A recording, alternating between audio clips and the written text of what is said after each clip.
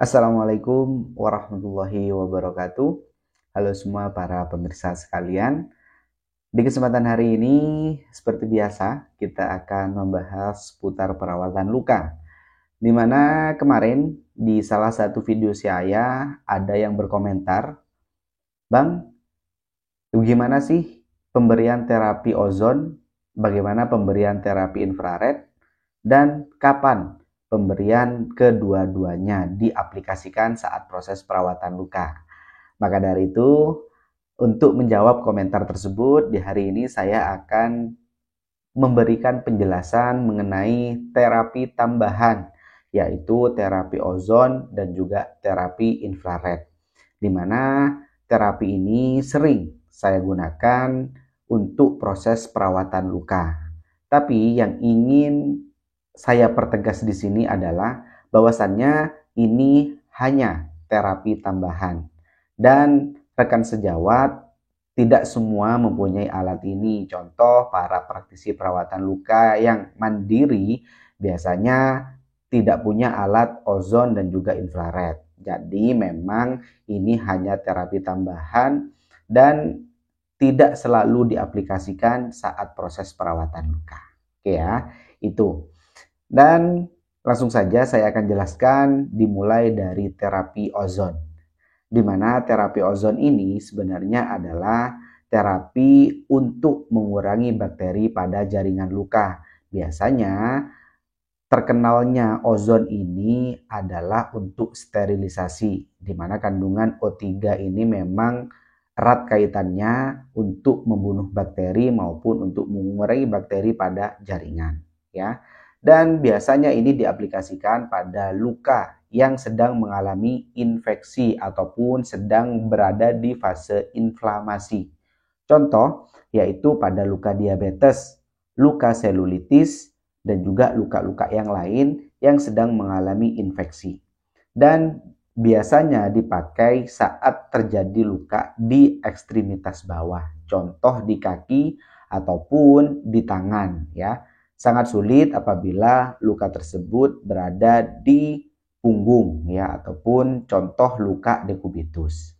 Itu, ya. Jadi silakan untuk diaplikasikan sesuai dengan fungsinya.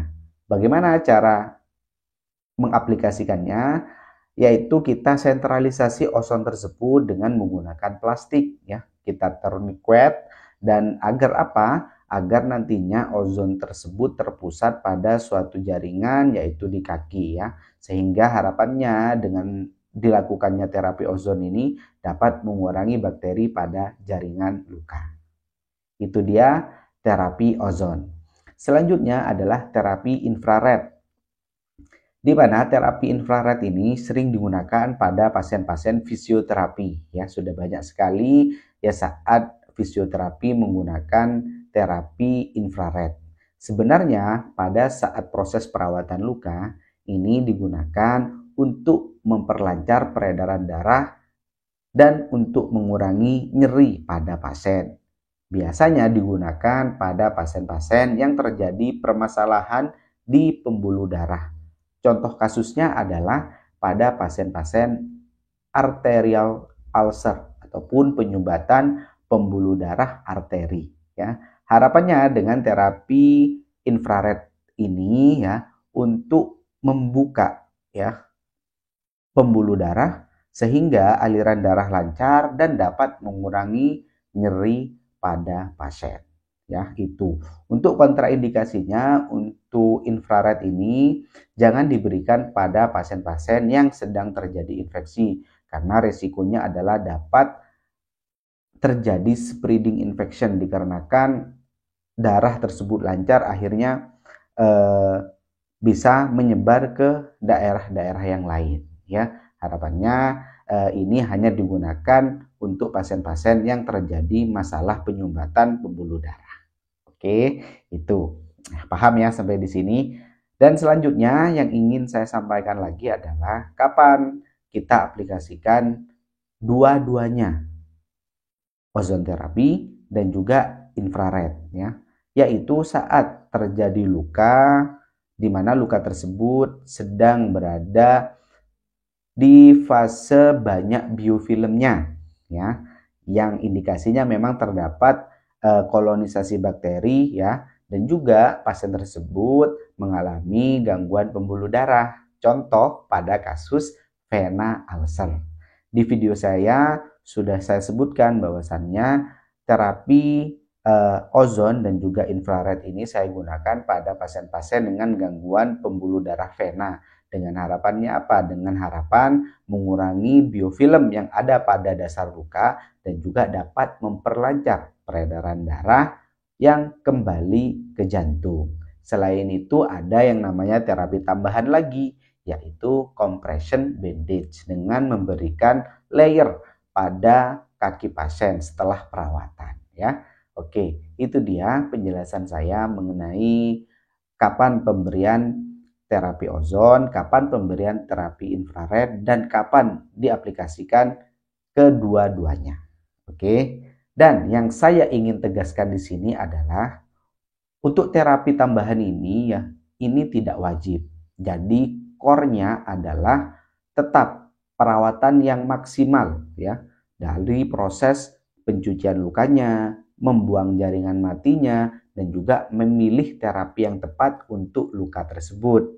Selain itu ada faktor-faktor lain. Contoh adalah nutrisi, terus psikologis pasien, dan juga dukungan sosial dari keluarga, dan juga kolaborasi dengan tenaga medis yang lainnya, dokter, ahli gizi, ya kan, laboratorium contohnya. Nah, itu semua menjadi satu kesatuan yang harus tetap diperhatikan. Oke, jadi walaupun saat proses perawatan luka tidak diberikan terapi ozon maupun infrared, boleh-boleh saja asalkan tetap dari kualitas perawatan luka kita tetap maksimal dan tepat untuk pemberian asuhan keperawatannya. Oke, sekian dari saya informasi yang ingin saya sampaikan. Semoga dengan ini, ya, dengan jawaban ini tidak terjadi kebingungan lagi bagi rekan sejawat, bagi para pemirsa semuanya.